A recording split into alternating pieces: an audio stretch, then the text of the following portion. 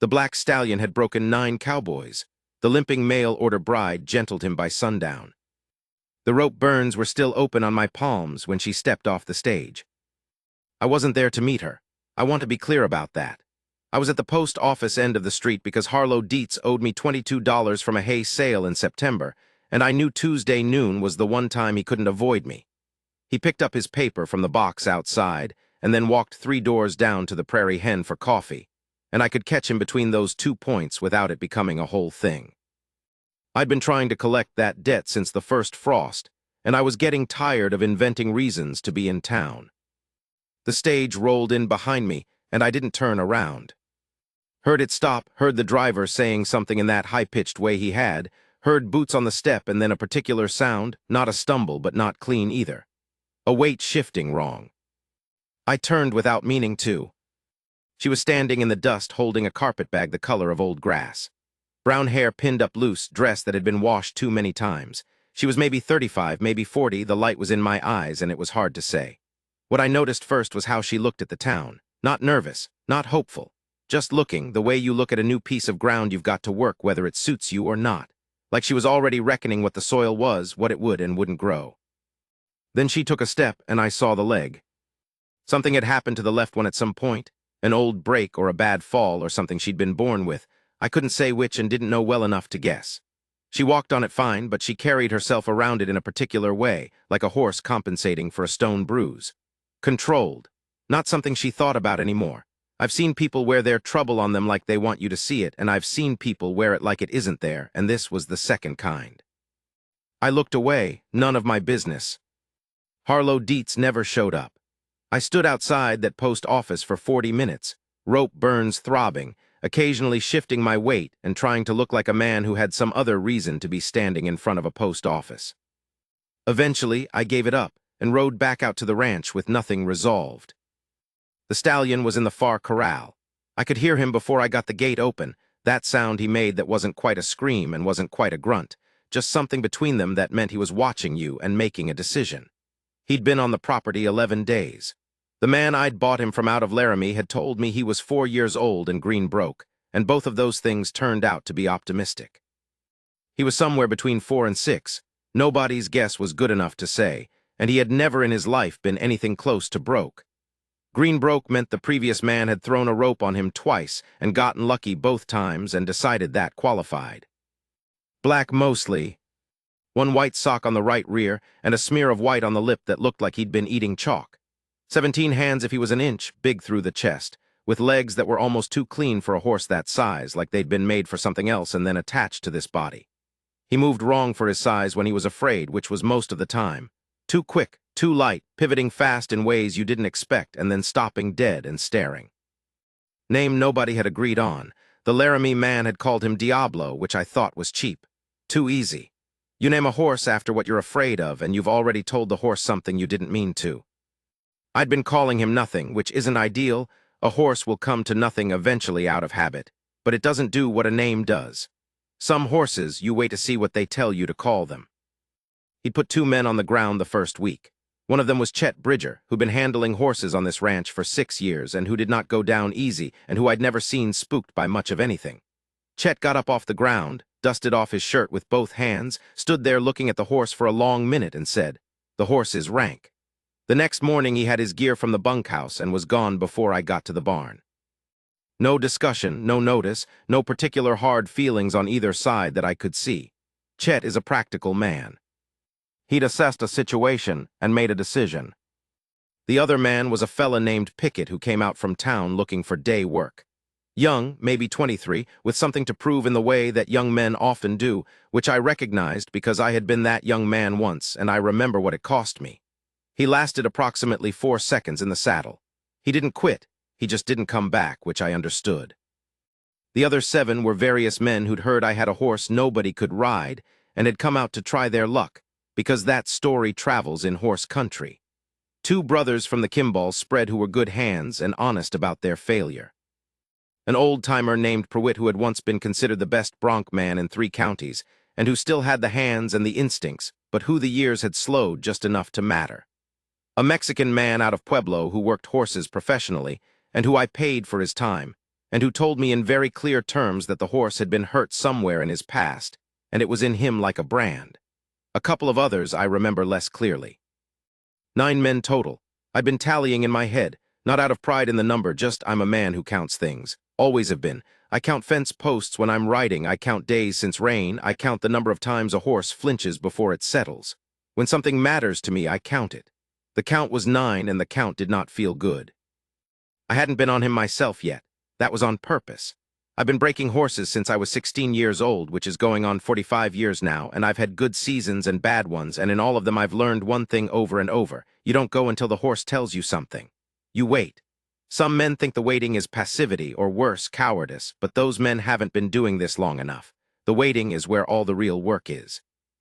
You wait and you watch and you read, and when the right moment comes you don't hesitate, but the moment has to come. You can't force it. Force is the thing that's been done to this horse already, and force is exactly why he's been putting men on the ground. What the black one was telling me so far was that he would kill me if I gave him the chance. I admired that about him. I'm not ashamed to say it. There is something in me that has always respected a thing that refuses to be made over. You can argue that it's impractical, that a horse that won't be ridden is useless on a working ranch, and you'd be right, and I've had that argument with myself more than once in the past 11 days. But the refusing itself, the sheer complete refusal, I've always had trouble not feeling something for that. The following Thursday, I had occasion to go into town again. Feed bill situation, something with the order not matching what arrived, the kind of administrative irritation that comes with running any kind of operation, and that I have never been able to fully delegate because I always suspect the other man will handle it wrong. I rode in early and handled the business, and was coming out of the feed and grain when I saw the woman from the stage. She was coming out of the dry goods with a paper sack held against her hip. She'd found somewhere to stay. There was only the one boarding house in town, and I assumed that was it.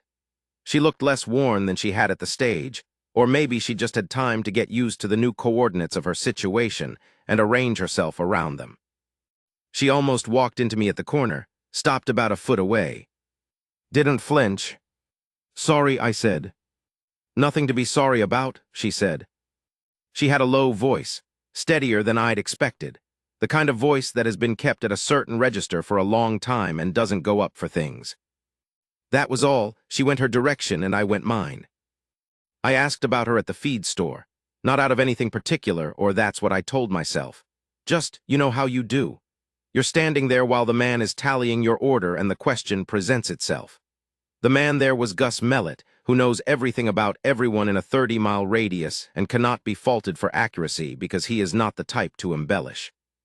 He told me she was a widow woman out of Missouri, name of Clara Holt, had come west on a correspondence arrangement with Tom Farber from the Rocking T. I knew Tom Farber. Decent man, steadier than average, ran a clean enough operation if not a profitable one. Not much to look at and knew it, which probably explained the correspondence arrangement. Tom was the kind of man who'd been alone long enough that he'd gotten formal about his solitude, and calling it by a different name hadn't changed what it was. Gus dropped his voice. He always dropped his voice for this part of anything, the part that was the actual information, and said that apparently there had been a misunderstanding about the leg, that Tom Farber had backed out of the arrangement when she stepped off the stage. I stood there with my elbows on the counter and didn't say anything for a moment. "She know anybody out here?" I said. "Don't think so," Gus said. "Family anywhere west of the Mississippi." "Wouldn't know," Gus said. "Far as I can tell, she's just here." I nodded and picked up my paperwork and left. On the ride home, I thought about that. A woman comes 2,000 miles on a man's word, crosses the whole country on the strength of letters, which is a thing that requires either a great deal of faith or a great deal of desperation, possibly both, and the man looks at her leg and backs out. As if the leg was a thing she'd concealed.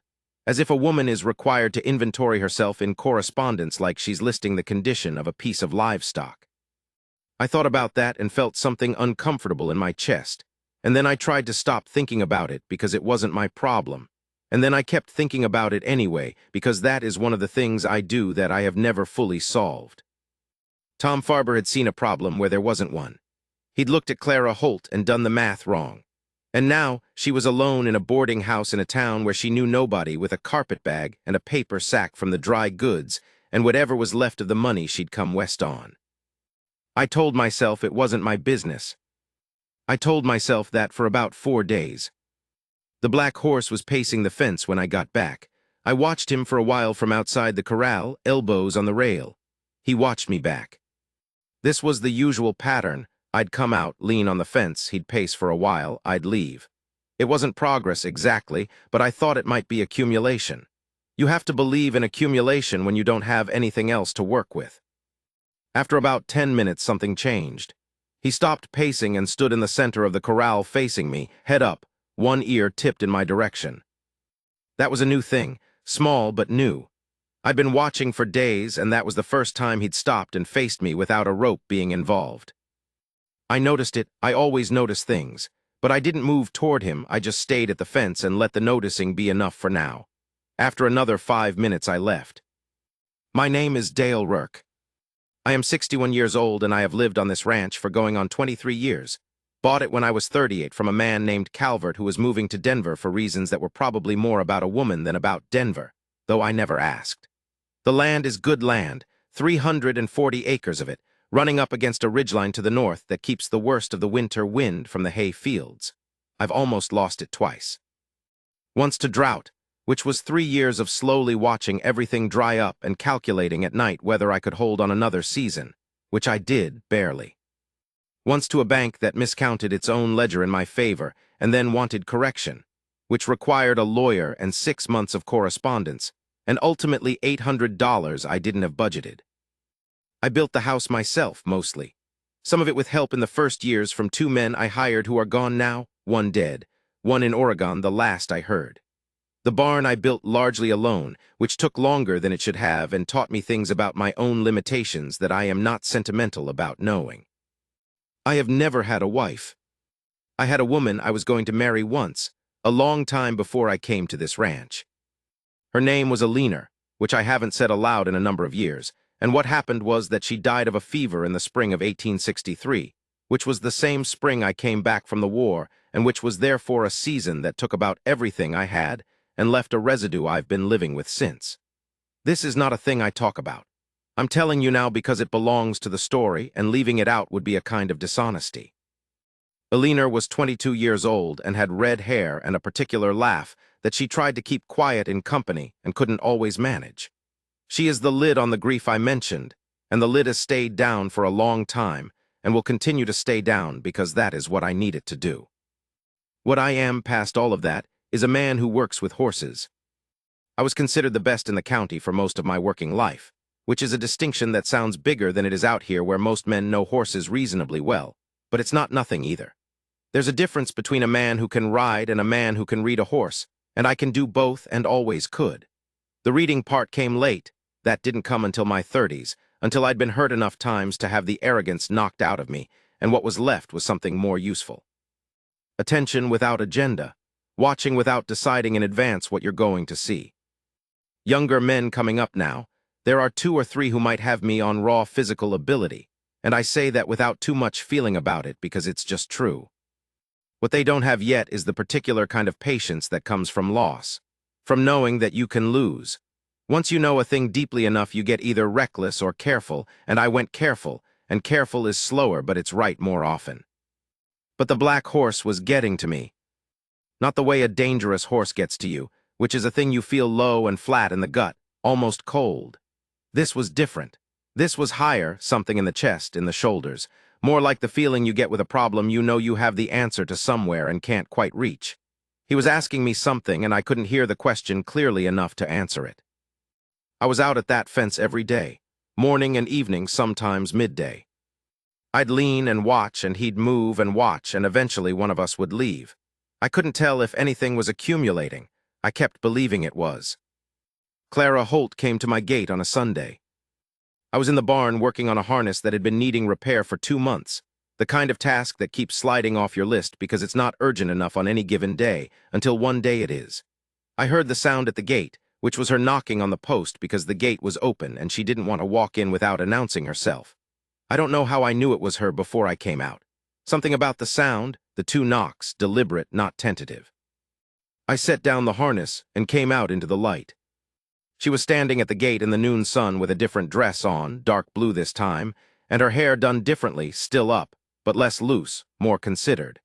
She looked at the property the same way she'd looked at the town, that same inventory expression, and then she looked at me. "Mr. Rourke," she said. "Yes," I said. "I heard you might need a cook and a housekeeper. The Hendersons told me your place was running without one and that your house was something of a disgrace. The Hendersons live half a mile east, and Edna Henderson has a tongue like a fence post, fast and blunt." "The Hendersons are not wrong about the house," I said. She looked past me at the house for a moment. "Then, I'd want to live in. I don't have a permanent place at the moment." "There's a room off the kitchen," I said. "It's small." "I'll look at it," she said. I said I didn't have much to offer in terms of wages, and said the number I had in mind, which was low, and I knew it. She said what she considered appropriate, which was higher.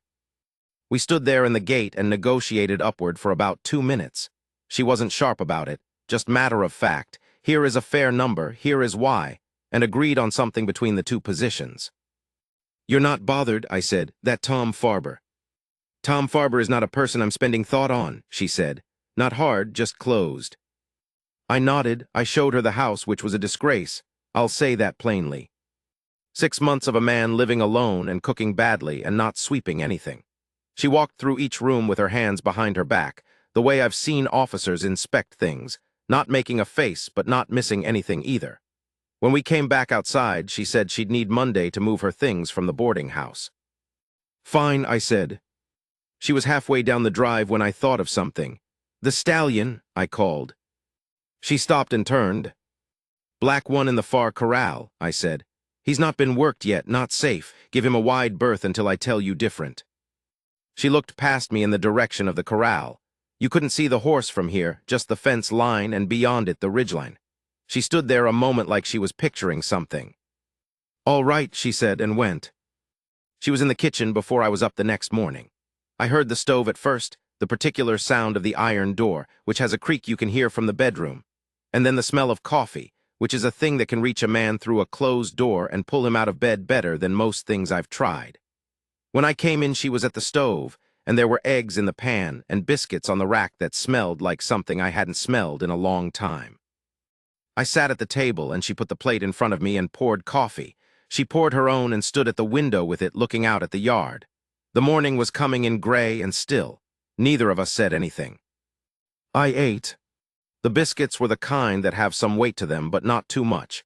And she'd done something with the eggs that I couldn't identify. Something with what she'd added to the pan, maybe pepper, maybe something else, that made them better than eggs need to be.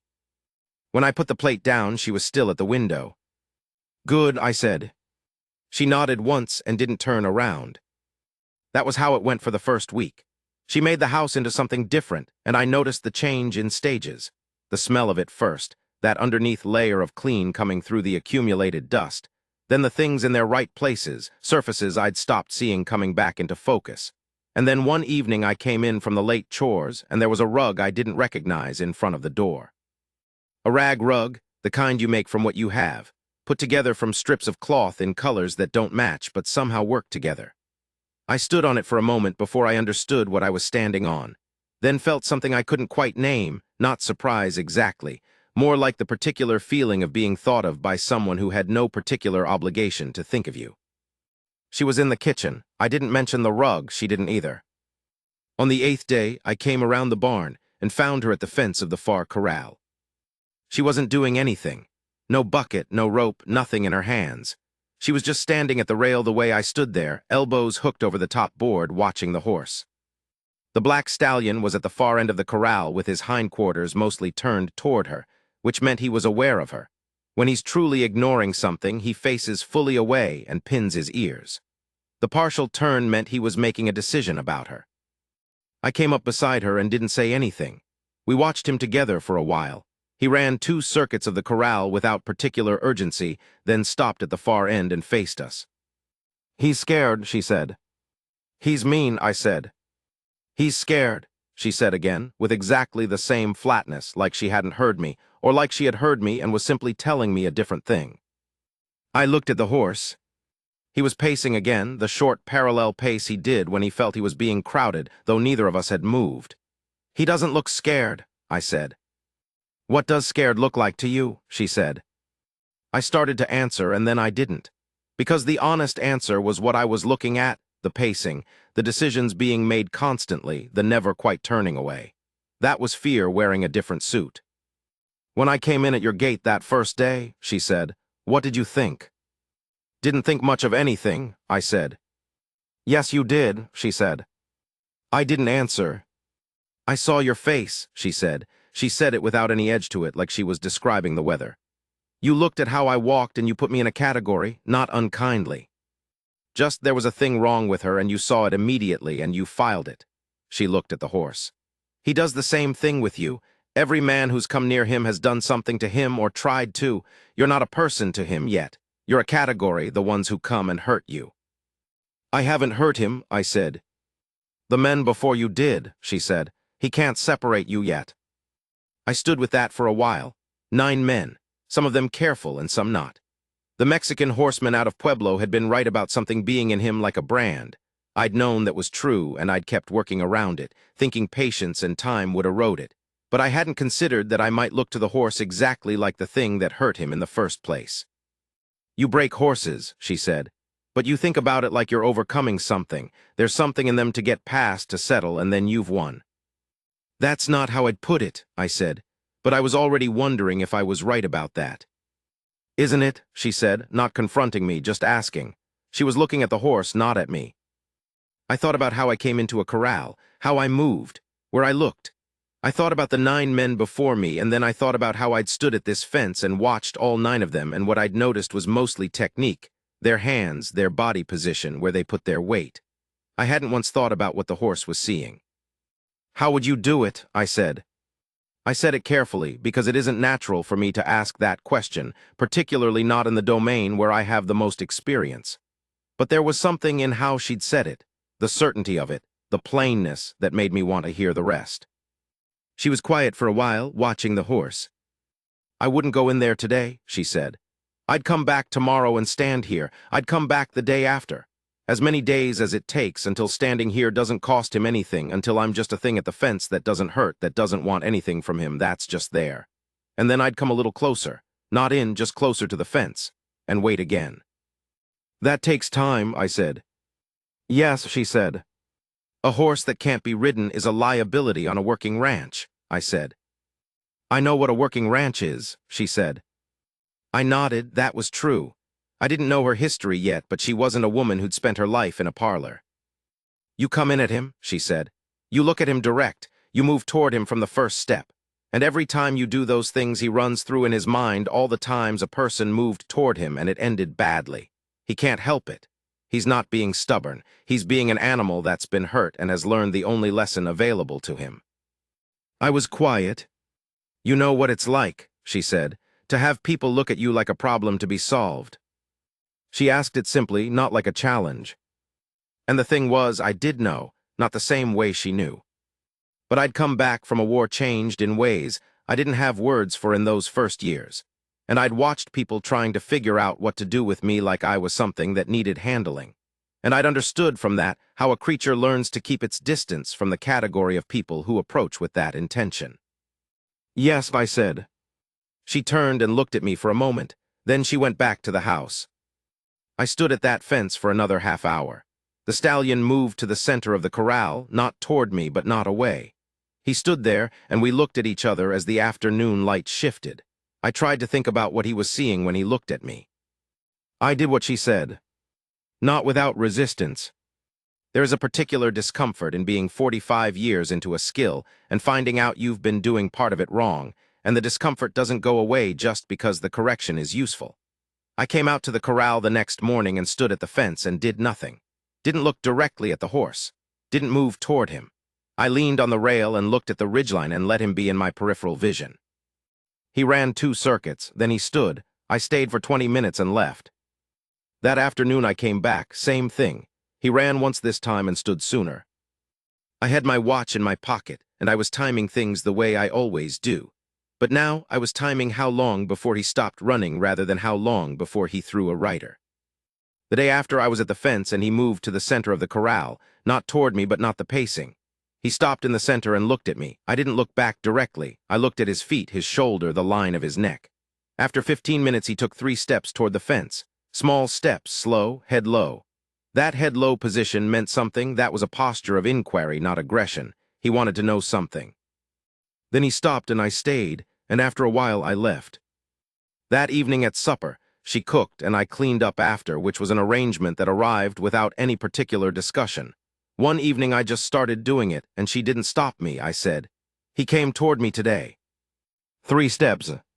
She was reading something at the table. She'd found a book somewhere in town. I didn't ask about it. She looked up, said, "Good," looked back at the book. I washed the plates and thought about those 3 steps. Pruitt came back out the following week. The old Bronc man, the one I mentioned earlier. He'd heard from someone that I was taking a different approach, and he was curious, which I understood at his age, and given his reputation, curiosity about an approach that might work is a professional interest, not a casual one. He sat on the fence and watched for a while and didn't say anything. I was in the corral by then, not close to the horse, just in the corral, moving slowly around the perimeter. The stallion watched me but didn't run. "Different," Pruitt said when I came out. "Getting there," I said. He looked at the horse. "Had a theory once," he said, "that a horse only needs to learn one thing, that the worst thing he's imagining doesn't happen." "I had a horse," I said, "where I figured that out too late." He nodded. "Takes a few," he said, and climbed down off the fence and walked to his horse and rode out. I didn't tell him where the approach had come from. I don't know why exactly. Maybe because it seemed private. Maybe because I wasn't sure how to explain it, that my cook, who'd been on the property 2 weeks and who'd been hired to run the house, had walked up to a fence and in 4 minutes told me something about horses that I'd been working around for 4 decades. Clara didn't watch the horsework. She had a whole house and a kitchen garden, and the chickens she'd organized into a better arrangement than they'd been in. She'd found the old coop run down and made it functional again. I'm not sure when she found the time, and her own days full. But some evenings after supper I'd start talking and she'd listen. "Got the blanket on him today," I said one evening near the end of the 3rd week. "Did he accept it?" she said. After a while, he circled twice and came back. She nodded. "Did you stay calm when he circled?" "I was calm," I said. "Did he know you were calm?" "I thought about that. I stayed still," I said. "I kept my breathing even, but I don't know if a horse can read breathing." "They can," she said. "Better than we can." I sat with that. "How do you know that?" "My father kept horses," she said. "Missouri farm, not big, but we had 6 working horses and he cared about them the way some men care about their dogs, like they were individual things with individual minds. He taught me to watch them." She said it simply, not with any weight on it, the way you say something that's just a fact. But it was more than she'd told me about herself in 3 weeks, and I didn't miss that. "You rode growing up," I said. "From when I was 6, she said. Stopped for a while after the leg but came back to it." She didn't say more about the leg. I didn't ask. That felt like a door she'd opened just that much, and pushing through it wasn't something I was willing to do. But I was curious. I'd been curious for weeks. The leg itself I'd stopped noticing. After a few days around any person, you stop seeing the obvious thing and start seeing the person, and Clara Holt was a person with enough particular qualities to occupy your attention entirely without any help from the leg. The curiosity I had was about everything else. What Missouri had been, who she'd been before she was a widow, what the leg meant in terms of what had happened to her. What brought a woman like this 2,000 miles on a correspondence letter? By the end of the 4th week, I had the saddle on him. Not a rider, just the saddle. I'd been putting the blanket on and off for days, running my hands over his back and sides, doing it slow and doing it the same way every time so there were no surprises. The Mexican horseman had said something I kept thinking about, that the horse had been hurt somewhere in his past. I believed that. The particular way he flinched at sudden movement had a quality to it that wasn't about the action itself, but about what the action had previously meant. The saddle went on a Tuesday morning. I had it balanced on the fence rail, and I led it toward him the same way I'd led the blanket toward him, slow, letting him smell it, letting him see it from different angles. He put his nose on it for almost a minute, blowing, reading it. Then I settled it on his back. He walked out from under it on the first try, walked 6 feet away and stood with his tail raised, the full alert posture. I picked up the saddle and waited. He turned and came back. I put it on again. He stood for 2 full breaths and walked away again, but only 4 feet this time, then stood. Third time he stood for 30 seconds. I took it off myself and put it back on the fence. That was enough for today. I left the corral feeling something I can only describe as the specific satisfaction of right work done at the right pace. Not triumph, just rightness. The difference matters. At supper that evening, I told her about the saddle. She listened and asked a few questions, the sequence of it, how long I'd waited between attempts, whether he was calming or escalating, professional questions. I answered them and realized I was enjoying being asked. You know, I said, I've had cowhands who asked better questions about horses than most of the horse trainers I've worked alongside. Did they? She said. It's a specific kind of attention, I said. Either you have it or you don't. She looked at me across the table. You have it, she said. I looked down at my coffee. I mean it, she said. What you're doing with that horse, what you're doing now differently, that takes a kind of patience that most people don't have. I said one thing to you at that fence and you went and did it. You didn't argue, you didn't explain why your way was fine, you just tried the other thing. I argued some, I said. You argued for about 4 seconds, she said. That's nothing. I thought about that, I said. I've been wrong before. I know what being wrong feels like by now, and what you said felt true. She nodded, then, most people know when something's true and still argue. That never made sense to me, I said. She smiled. It was the first time I'd seen her smile, not a big thing, small, quick at the corner of her mouth, but I noticed it. The week after the saddle, I rode out to the Kimball spread to pick up a piece of equipment I'd lent them the previous fall and not gotten back.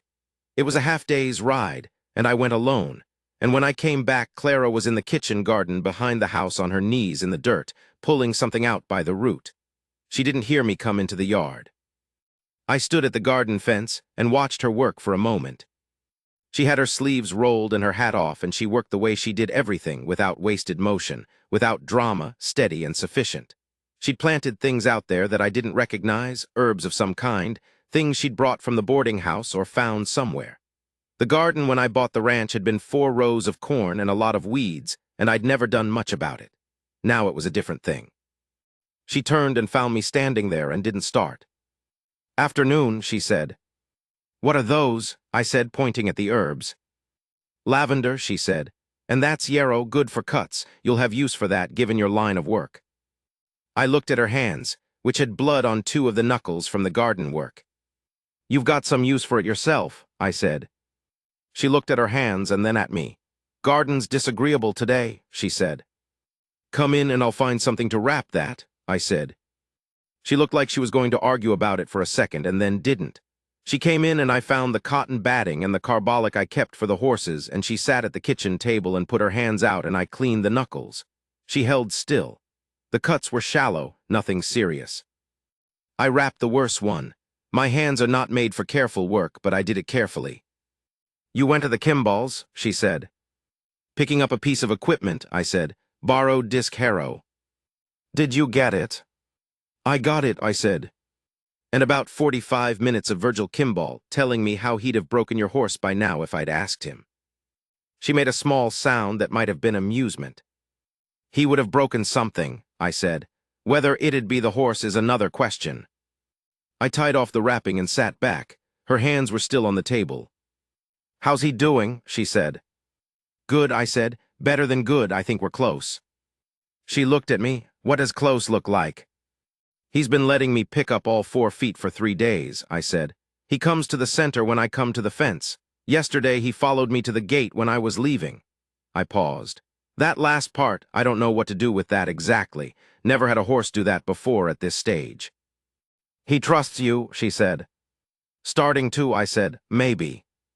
She looked at the wrapped hand. What will you do with him when he's settled? Work him, I said. He'll be a cattle horse eventually if he comes through it right, or I might breed him. He's got good lines, too good to waste. She nodded. You could ride him, I said, once he's settled if you wanted. She looked up at me. Something shifted in her face, quick gone. I haven't ridden in a while, she said. The offer stands, I said. She picked up her hands from the table and looked at the wrapping. You did all right with this, she said. I've wrapped a lot of horses, I said. I'm not a horse, Dale, she said. No, I said, you're not. I stood and put the batting away. But you've got their sense about you. The good kind. She was quiet for a moment. That's a strange thing to say, she said. I mean it as a compliment, I said. The best horses I've known have been the ones that understand what's worth trusting and what isn't. That can't be fooled and don't need to be handled. They have their own sense of things. I looked at her. You have that. She didn't say anything for a while. She was looking at the table. I got fooled by the letters, she said. Tom Farber's letters. That's different, I said. That's someone presenting a false face. No horse can see through a mask if the mask is good enough. He wasn't mean, she said. He was just afraid of the wrong things. I thought about standing at the fence with my elbows on the rail the way I'd stood for a month. Afraid of the wrong things, making the horse afraid. Aren't we all, I said. She looked up and the small smile came again, the corner of the mouth one I'd seen a few times now, and then it was gone. There was a night near the end of the 5th week when a storm came through from the northwest, not the worst I'd seen, but serious, with lightning that spooked the horses in the main barn and one brief period of hail that pinged on the roof like somebody was impatient. I was up for most of it, checking the horses, and when I came in from the barn at 2 in the morning, Clara was at the kitchen table with a lamp. She had a lamp and a book and a cup of something that smelled like the yarrow she'd planted, dried and made into tea. She looked up when I came in. Horse is all right, she said. Settled now, I said. I sat down at the table, dripping. She got up and came back with a cloth for my hair, and I took it without thinking about it and dried my face. Far corral. I checked him an hour ago, she said. I looked at her. You went out in this. I had a coat, she said. The lightning was mostly west, she said. He was uneasy. I stood at the fence for a few minutes and then he settled. I sat there with the cloth in my hands. She'd gone out in a hailstorm in the dark to stand at the fence with a horse she'd been told to give a wide berth because he was uneasy. He let you calm him, I said. He knows my feet now, she said, the sound of how I walk. He figured out weeks ago I was a different kind of thing than the men who come in the gate. I looked at her across the table. You've been out there before, I said, not just the once. She didn't answer right away. A few times, she said. Clara, I said. I wasn't in the corral, she said, just the fence. I thought about the horse following me to the gate that one afternoon. Wondered now how much of what I'd thought was my progress was partly this. A woman going out to the fence in the evenings and standing there quietly in the dark, doing the accumulation work I thought only I was doing. He trusts both of us, I said. She looked at her book. Maybe, she said. How long have you been going out there? I said. Since about the 3rd week, she said. I nodded slowly. I should have told you, she said. Why didn't you? She thought about it. It seemed like it might be overstepping, she said. Your horse, your work. It's not overstepping, I said. She looked at me. You're the reason he's where he is, I said. That belongs to you as much as to me, more maybe. She shook her head. You did the work every day. With your eyes, I said. She didn't argue that time. She looked at the lamp. The rain was easing. The hail was long gone. Through the window, the sky was doing the thing it does after a big storm, that peculiar dark clarity, like the world's been washed down to its real colors. I like this place, she said. It was unexpected. She said it quietly to the lamp almost like she hadn't meant to say it out loud. It's good land, I said. It's not the land, she said. Well, it's partly the land, but it's the work. Having work that means something. She paused. Missouri got very small. After he died, it got very small and I couldn't make it any bigger. I thought about that small being a thing a place could get, not just a thing it was. I understood that. The years after the war before I came west, the East had gotten that way for me, gotten sized down to the grief in it and nothing else, and coming west had been the only way I knew to make the world the right size again. I was afraid of that, I said, before I came out here, that everything would stay the wrong size. She looked at me. What brought you out? A man I served with had land he wasn't using, I said. He offered it at a fair price and I came. I paused. I had a woman I was going to marry. She died before I came back. She was still... Eleanor, I said. That was the second time I'd said it in my head, and the first time I'd said it aloud I couldn't count the years. It felt strange, like speaking a word in a language you've forgotten. How long ago? She said. 1863, I said. She was quiet. The lamp burned. 23 years is a long time to be alone, she said. Not pitying, just reckoning. I wasn't always alone, I said. There were men on the ranch. Ranch hands come and go. You're not alone in the way you're alone in a house. You know what I mean, she said. Yes, I said, I know what you mean. She looked at me steadily. Her face in the lamplight was different than in daylight, softer somehow. Or maybe it was just that the lamp didn't have the same angles. I'm glad I came to your gate, she said. I looked at her. Even if you did try to pay me almost nothing, she said. I almost laughed. I don't laugh easily. You held your own, I said. I know my worth, she said, plainly, like it was a fact about the land. I sat with that. In my experience, there are very few people who actually know that about themselves, who can say it without either pride or apology, just as a statement of what's true. Eleanor had been like that. I hadn't found it again in anyone until this woman sitting across from me in a lamplit kitchen at 2 in the morning after a storm. I said, I'm glad you came to the gate, too. She held my gaze for a moment, then she looked at her book. Go to bed, Dale, she said. You'll be up before light. I was, and so was she. On the morning I got on the black horse for the first time, Clara was in the kitchen making bread. I hadn't told her I was thinking about it. I hadn't fully decided myself. It was the kind of decision that makes itself when everything is ready, and I'd learned not to try to schedule those. I came out to the corral in the early light, before the day had warmed up, with nothing particular in mind beyond the usual. And the horse was in the center of the corral before I was at the fence.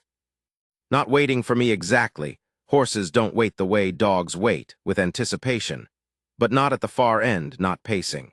Just standing in the center with his head at a neutral height and his ears mobile, one toward me and one turned back to listen to something behind him. I came to the fence. He didn't move. I went in through the gate, slow. He tracked me with the one ear but didn't shift his feet. I walked toward him, which I hadn't done in weeks. I'd been letting him close the distance, which he'd been doing in increments so small you could barely chart them. But this morning felt different. He was in the center and I walked toward him and he watched me come and he stayed. I put my hand on his neck. He was warm from standing in the sun. His skin moved under my hand the way it does when a horse accepts a touch, not pulling away, not freezing, just registering. I moved my hand down his back, slow, same as always. He blew through his nose and shifted his weight forward slightly, which is a resettling, not a preparation for anything.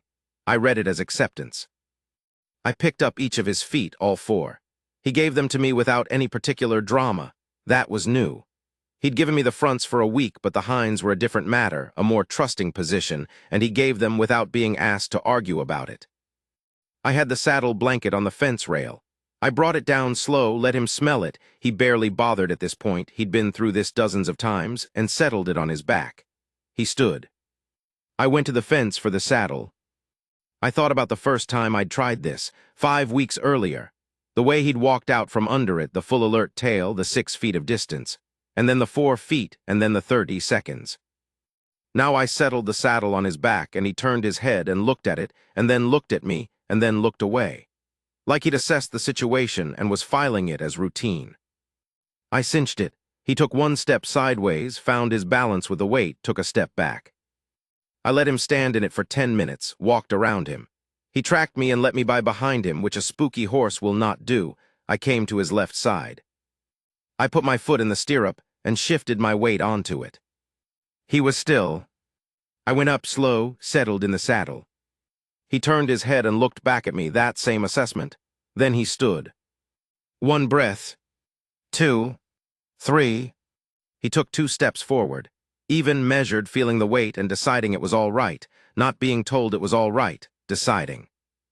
I gave him my weight, really sat down in the saddle, not perched, settled, and asked him to walk. Light pressure with my left leg. He walked. We went around the corral at a walk, the whole perimeter. He was listening to me, ears moving, toward my voice when I spoke to him, quiet, toward the fence when we neared it, adjusting. I asked him to stop at the far end, and he stopped, and when I asked him to move again, he moved, and we went around the other direction, and then I got off. I took the saddle off. He went to the water trough and drank, and I stood at the fence with my hand on the rail and looked at him standing in the morning light, water dripping from his chin, one ear gone loose and relaxed. I don't have a word for what that felt like. Triumph, isn't it? Triumph is about beating something. This was more like the particular piece of something long-running coming into its right place, like a sound you've been hearing for months low in the background that finally stops. He turned from the trough and looked at me. "All right," I said to him. He walked to the center of the corral and stood in the sun. Clara was at the window when I came in. She had flour on one hand from the bread, and she turned from the window when I came through the door, and she looked at my face for a moment. "You got on him," she said. "Just a walk," I said. "Easy." She stood there looking at me. Then she said, "Sit down, Dale." She'd called me Dale about 4 times in the whole 6 weeks. I sat. She poured coffee and put it in front of me, and she sat across the table. She usually had her own work and left me to eat or drink in peace, but this morning she sat down. Just sat there looking at me with those even, plain eyes that I'd gotten used to over the weeks, and that I was aware of having come to rely on in a way I hadn't fully admitted to myself. "You look different out there," she said, "from in here. The way you were moving with him. Something you said changed how I was doing it," I told her. "You did the work," she said. "I did it different because of what you said." She looked at her hands around the cup. The knuckle on her right hand was still a little swollen from where she'd caught it on the stove door. She'd done that 3 weeks ago, and I'd meant a dozen times to ask about it and kept letting it slide. "You're a good horseman, Dale," she said. "I was a good horseman before you got here," I said. "You made me a better one. Those aren't the same thing, and you know they're not." She looked up. "The other 9 men didn't figure it out," I said. "I didn't figure it out. I've been working horses for 45 years, and I'd been working past this particular thing the whole time, and you walked up to that fence and in 4 sentences. "Dale," she said. "I want to say it," I said. She was quiet. "You saw something I couldn't see," I said. "That matters. That's the kind of thing that matters." She looked at the table for a while. When she looked up again, there was something in her face that wasn't quite what I'd expected, not embarrassed and not dismissive, but something held, like she was deciding whether to let it land or to step around it. "I've had a lot of practice," she said, "seeing what people miss when you're the thing they're missing." I thought about Tom Farber on that platform.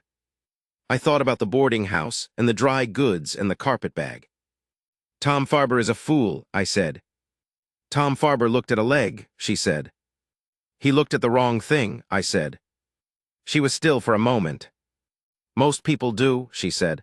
"But you took in what I said and you used it. You went back out there the next day and tried it. That's not nothing." "That's just not being stupid," I said. "You'd be surprised," she said, "how rare that is." I didn't have an answer for that.